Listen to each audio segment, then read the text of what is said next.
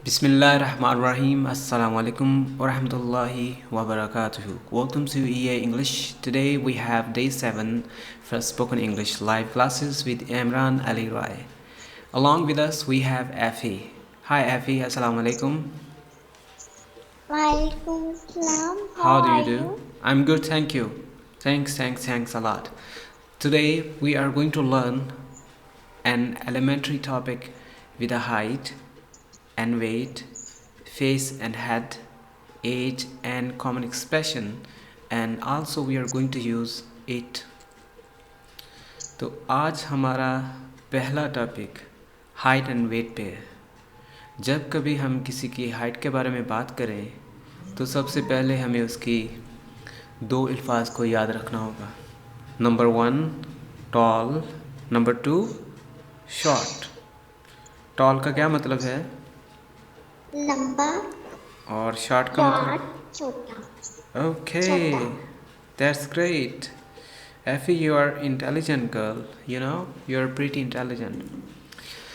Second thing is that वो बहुत लंबा है. He is very tall man. She is a very tall woman. My elder brother is a very tall man. You can say वो बहुत लंबा है. He is a very tall man. वो बहुत छोटा है. अगर मैं कहूँ वो बहुत छोटा है तो then he is quite short. और अगर कहूँ कि तुम बहुत छोटे कद के हो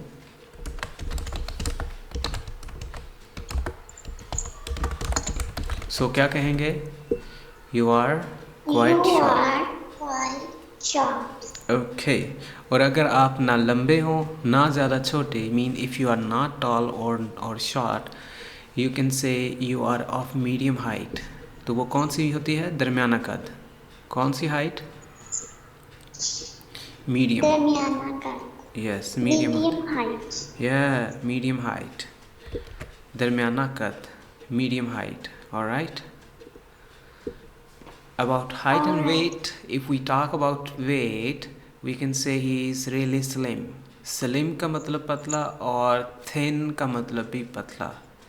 I was very thin when I was in a hospital. जब मैं हॉस्पिटल था तो मैं बहुत thin था. तो बात यह है कि स्लिम का मतलब भी पतला, ये बॉडी की ब्यूटी में आ जाता है स्लिम होना, और थिन होना एक कमज़ोरी में आ जाता है। किस में आ जाता है? यानी कि थिन एंड लीन, दुबला पतला, थिन एंड लीन।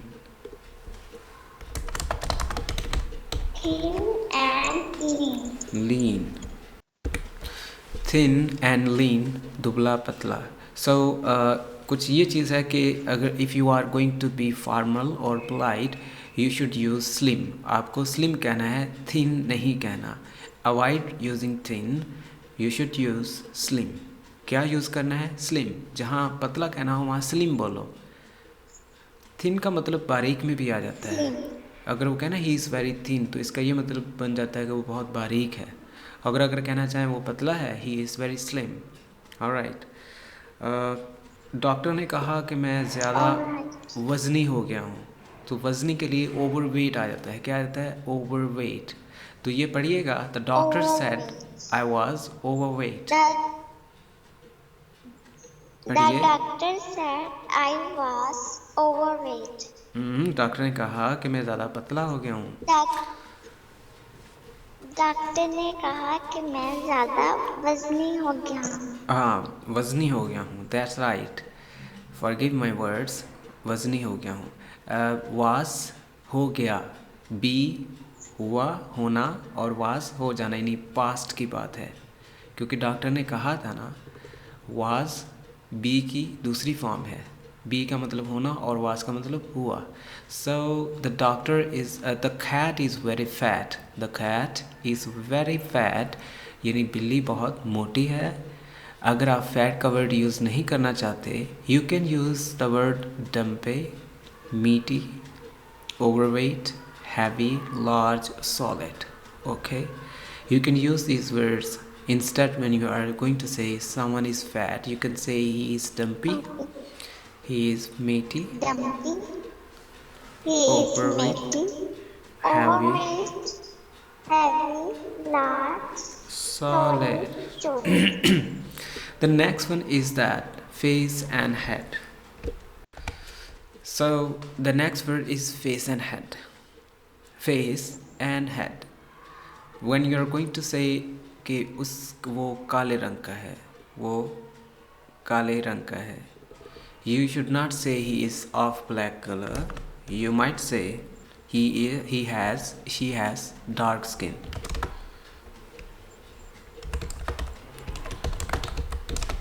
वो काली है, काला है.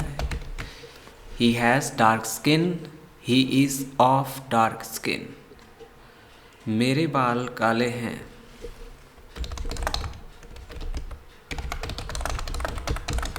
पढ़िएगा. I have dark hair. I have I dark hair. have dark hair. मेरे Aisha बाल has काले हैं. blonde and fair skin. Ayesha के बाल सुनहरे हैं और जिल्द रंगत गोरी है.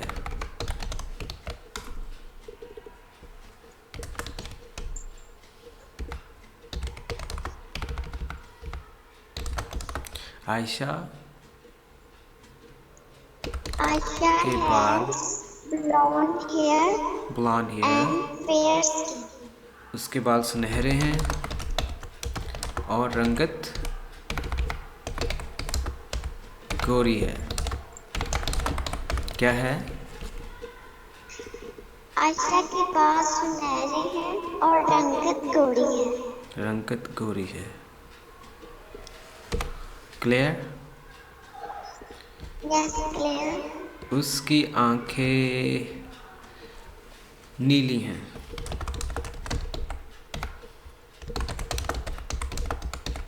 She has blue eyes. She has blue eyes. Ali has long beard. इसका क्या मतलब है? अली की दाढ़ी लंबी है. हाँ, अली की दाढ़ी लंबी है. एंड लॉन्ग हेयर, और उसके बाल लंबे हैं. यानी आपने कहना हो कि अली की दाढ़ी और बाल लंबे हैं. Ali has long hair and long beard. एक दफ़ा हैज़ लगाया, एक दफ़ा She हैज़ लगाया, has और इंस्टेड यूजिंग हैड और हैज़ अगैन एंड अगैन आप इस्तेमाल कर सकते हैं. सॉरी, आप फिर से यूज़ कर सकते हैं. क्या कर सकते हैं? हैज़ को दोबारा यूज़ नहीं. Ali has long beard and long hair and green eyes. Green eyes. Bar bar has को इस्तेमाल ना भी करें तो ये गुजारा हो जाएगा एक ही फ़िक्र में. Ali has long beard and long hair and green eyes. Ali has long beard, long hair and green eyes. The next one is she is a beautiful girl.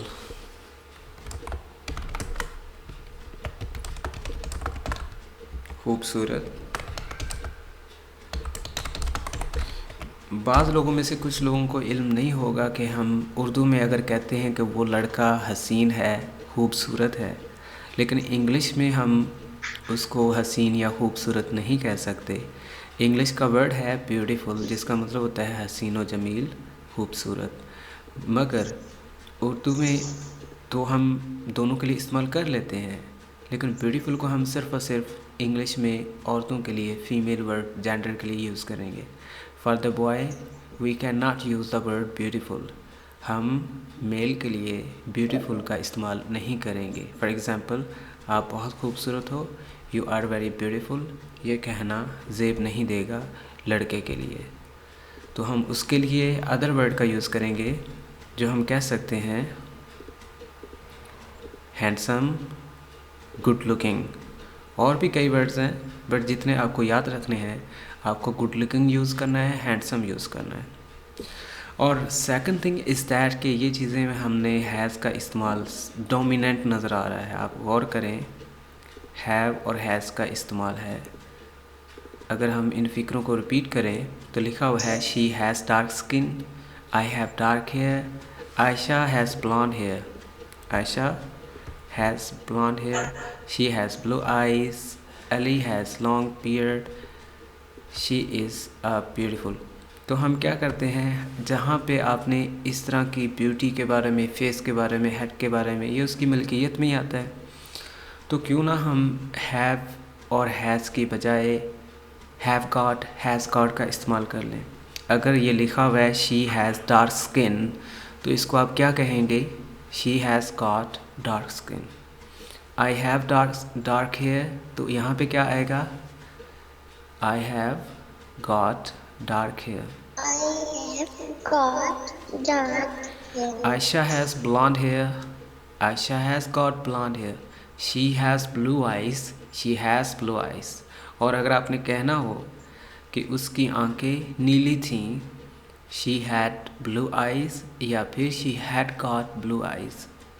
It would be more natural and more good in English if you speak have got, has got, had got, instead of saying has got, has dark, or like that. So हमारे पास है topic as का, किसका, Age. As का। My grandmother is 97. She is very old. इसका क्या मतलब है, मेरी grandmother 97 है और वो बहुत बूढ़ी है।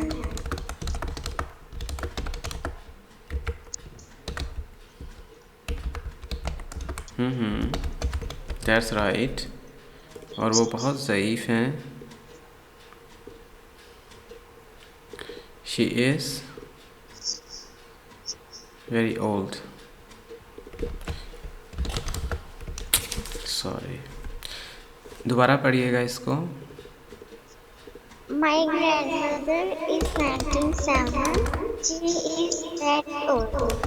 मेरी दादी अम्मा 97 साल की है और वो बहुत बहुत ज़ईफ़ हैं। That's right. Next. My sister is 40. She is young. मेरी बहन 14 साल की है और वो बहुत young है। बहुत क्या है, जवान है। छोटी हैं, बहुत छोटी हैं। But she is be like old, लेकिन वो दिखने में बूढ़ी लगती हैं या ज़्यादा लगती हैं।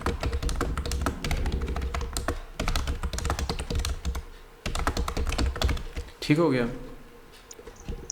बी लाइक का मतलब होता है लगना, दिखना, सीम होना। जैसे he is seems to be, he seems to be like old, या फिर he is be like old. Very simple.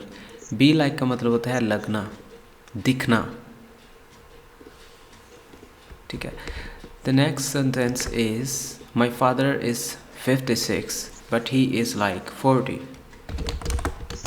मेरे वालिद 56 हैं मेरे वाला मगर वो लेकिन वो देखने में 40 साल के लगते हैं। तो हमें क्या ख्याल करना है, जब कुछ चीज़ कहना हो लगता है, जैसे बूढ़े का जवान लगना, जवान का बूढ़ा लगना, उसमें आपने बी लाइक करना। जैसे he is just 30 but he is be like old, he is young but, जैसे लिखा ना she is young but she is be like old. She is young but she is be like old, इसका क्या मतलब है? कि बहुत छोटी है लेकिन दिखने में बूढ़ी लगती है या उम्र की ज़्यादा लगती है। माई father is 56 but he is be like young. अगर मैं कहूँ यंग तो वो दिखने में जवान लगते हैं। अब एक लफ्ज़ है एल्डरली, एल्डरली पीपल, ये आप कह सकते हैं जहाँ कहना हो बूढ़े लोगों के लिए, यानी अगर कहें कि ये हॉस्पिटल बूढ़े लोगों के लिए है, ज़ईफ़ लोगों के लिए है, मुअम्मर लोगों के लिए है, तो वहाँ हम उर्दू में भी बाज़ का कहते हैं। हमने कभी नहीं कहा कि वो बूढ़ा आदमी, हम कहते हैं वो ज़्यादा उम्र का है, या हम कहते हैं वो मोमर उम्र का है, या हम कहते हैं वो ज़ईफ़ है। हम ये नहीं कहते वो बूढ़ा है या बूढ़ा है। हम इसी तरह इंग्लिश में भी ओल्ड नहीं कहेंगे। अगर हम कहें कि ये हॉस्पिटल बूढ़े लोगों के लिए, तो हम कहेंगे this hospital is for elderly people. Instead कि आप कहें कि this hospital is for old people. So अगर पोलाइट कहना है तो आपने कहना है elderly people. Okay, here we have a few expressions Okay. regarding our lesson that we have. Elderly people. Yes, हमारे पास ये एक एक्सप्रेशन है इसी टॉपिक के हवाले से। हाउ टाल इज़ ही, इसका क्या मतलब है? उसका कद कितना है? वो कितना लंबा है? ठीक है। शी इज़ 5 feet tall, उसका कद 5 फुट है। उर्दू में फुट कह लेते हैं लेकिन इंग्लिश में फ़ीट कहते हैं। उसका कद 5 फीट है या 5 फुट है, मगर इंग्लिश में आपने 5 फुट नहीं कहना, 5 फीट कहना है। सेकंड थिंग इज़ दैट आपका वज़न कितना है? हाउ हैवी आर यू, आपका वजन कितना है? How heavy are you. How much weight have you gained? Have you gained? इसका क्या मतलब है? आपने कितना वज़न कर लिया? आपका वज़न कितना हो गया है? आपका वज़न कितना हो गया है? How much weight have you got या have you gained? गेन का मतलब होता है हासिल करना। क्या होता है?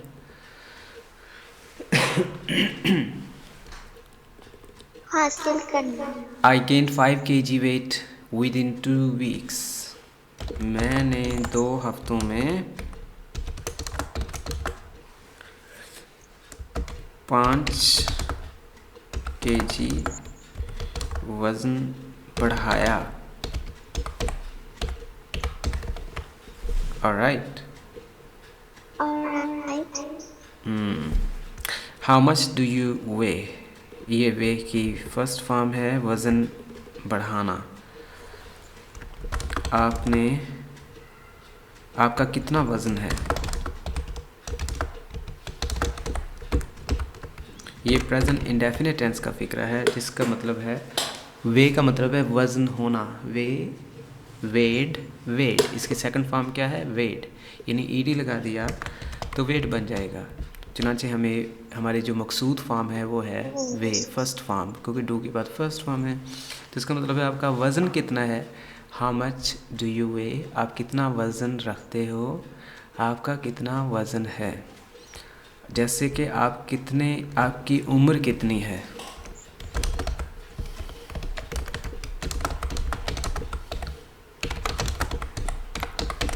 आपकी उम्र कितनी है? How old are you, how old are you. Alright, Alright. let's move to our next topic when we are using it. हमें इट का इस्तेमाल बहुत ज़्यादा जगहों पे नहीं पता। इट का मतलब तो हमें बस इतना पता है कि ये या फिर ये है या फिर वो है। बाज़ का अगर मैं कहूँ बहुत आसान है तो उसके लिए हमें बहुत फ़िक्र हो जाती है कि अब हम कहाँ से फ़िक्रा शुरू करें। तो उसके लिए हमें एक सब्जेक्ट चाहिए होता है प्रोनाउन में, वो होता है इट। जैसे आज जुमा है, आज गर्मी है, it is hot, it is sweltering, it's Friday. आज सर्दी है, इट्स कोल्ड। तो इसी तरह बहुत आसान है, इट इज़ वेरी ईजी।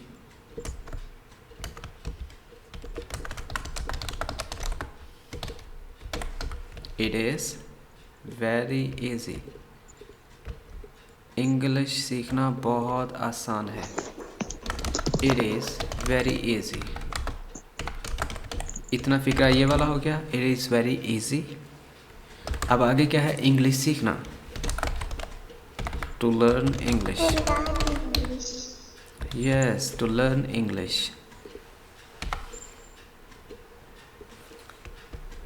ज़रूरी है, it is important, it is important. ज़रूरी है, बहुत ज़रूरी है, इट इज़ वेरी इम्पॉर्टेंट। ज़रूरी है, इट इज़ इम्पॉर्टेंट। बाज़ का इम्पॉर्टेंट के बजाय हम अर्जेंट का इस्तेमाल भी कर लेते हैं, एमरजेंट का इस्तेमाल भी कर लेते हैं। अच्छा, वहाँ जाना ज़रूरी है, इट इज़ इम्पॉर्टेंट। यानी कहें कि ज़रूरी है वहाँ जाना, it is important to go there, to go there. अगर मैं सवाल करूं क्या वहाँ जाना ज़रूरी है, तो इट इज़ इम्पॉर्टेंट की बजाय is it, yes, is it important to go there. Interrogative, interrogation. अच्छा, बेवकूफ़ी है, जैसे ना गर्मी है, इट इज़ हॉट, तो बेवकूफ़ी है, बेवकूफ़ी है, it is unwise, it is foolishness, it is unwise.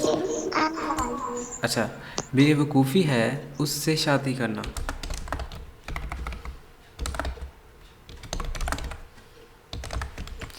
It is unwise to marry her, it is unwise to marry him.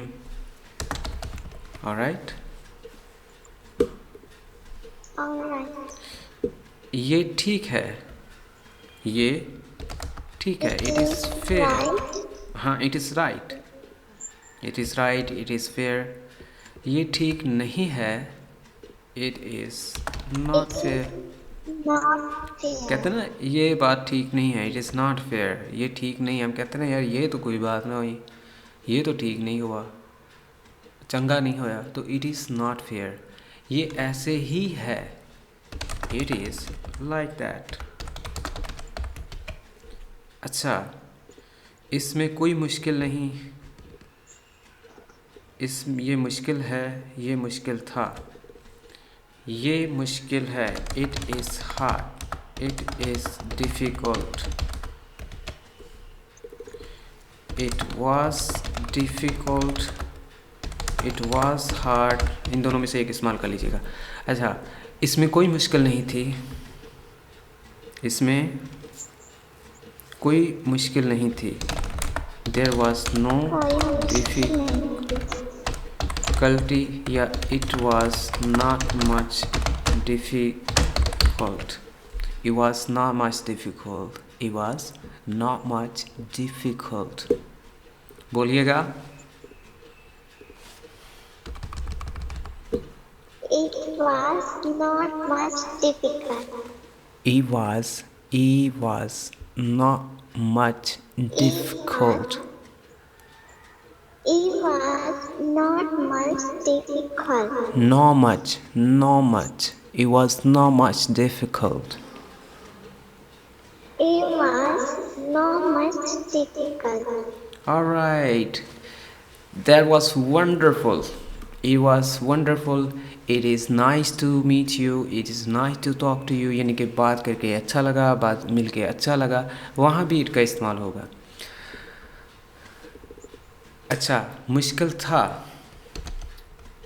it was difficult It was hard to remember,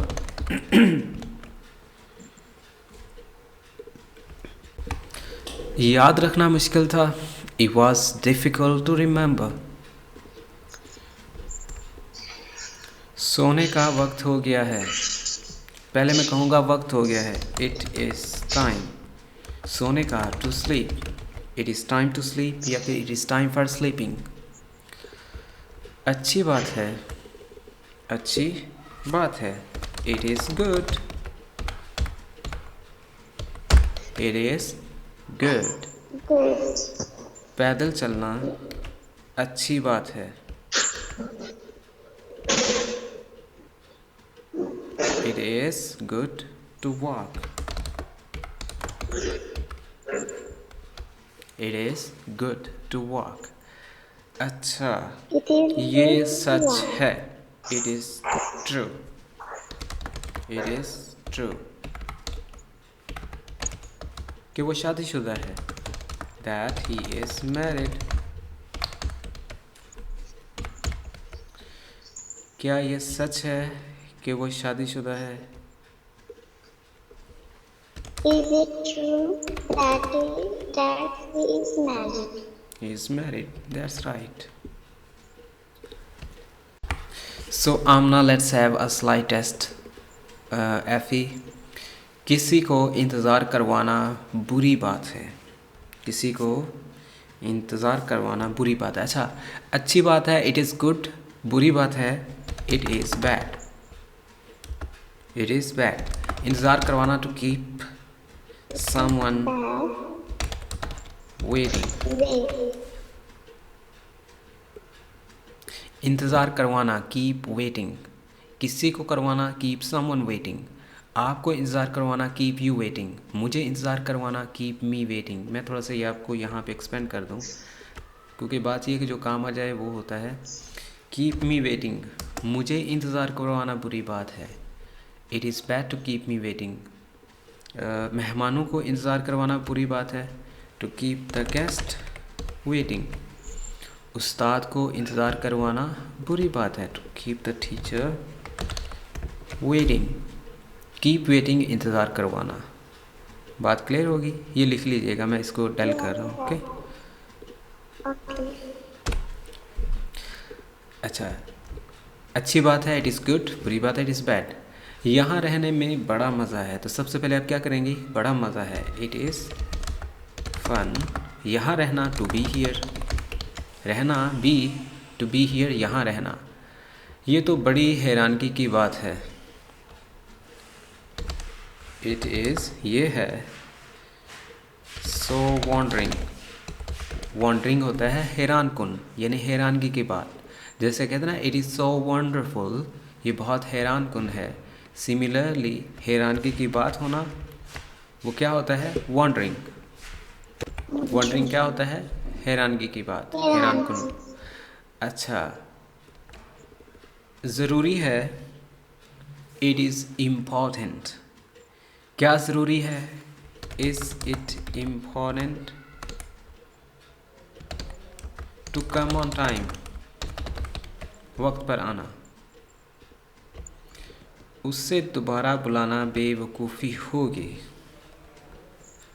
it will be unwise to invite him या call her again। बुलाना call भी हो सकता है, invite भी हो सकता है। वहाँ ठहरना बेवकूफ़ी होगी। It will be unwise to stay there। क्या इंग्लिश सीखना बेकार है? लफ्ज़ है बेकार, एक लफ्ज़ होता है कार आमद जो होता है यूज़फुल, और बेकार होता है useless. Alright, it is useless to learn English. और अगर पूछना हो क्या बेकार है तो is it useless to learn English. Alright, अब आमना आपसे पूछने वाली बात जो मैं पूछना चाहता था वो था 11 क्विकर वर्ड्स। कहाँ तक आपने याद किए हैं? अगर मैं कहूँ I am going to Lahore, तो इसके लिए आप क्या कहेंगी? I am going to Lahore. No, that's wrong. जब कभी हम गोइंग का वर्ड इस्तेमाल करते हैं जाने के लिए, उसके लिए गोना नहीं कहा जाता।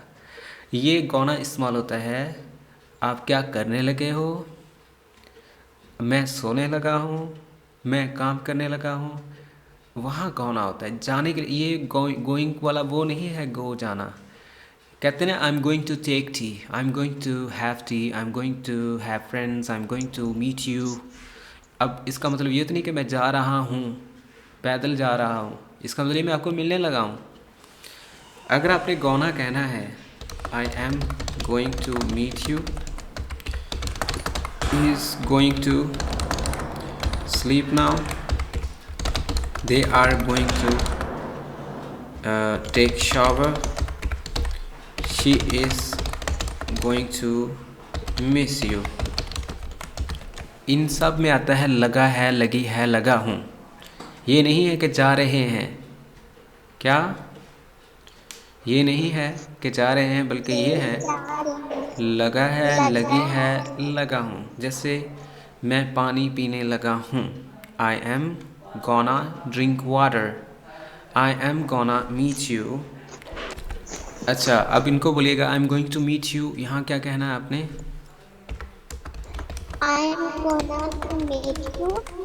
He yes, is gonna to sleep now. They are gonna to take shower. They are gonna take shower. He is gonna miss you.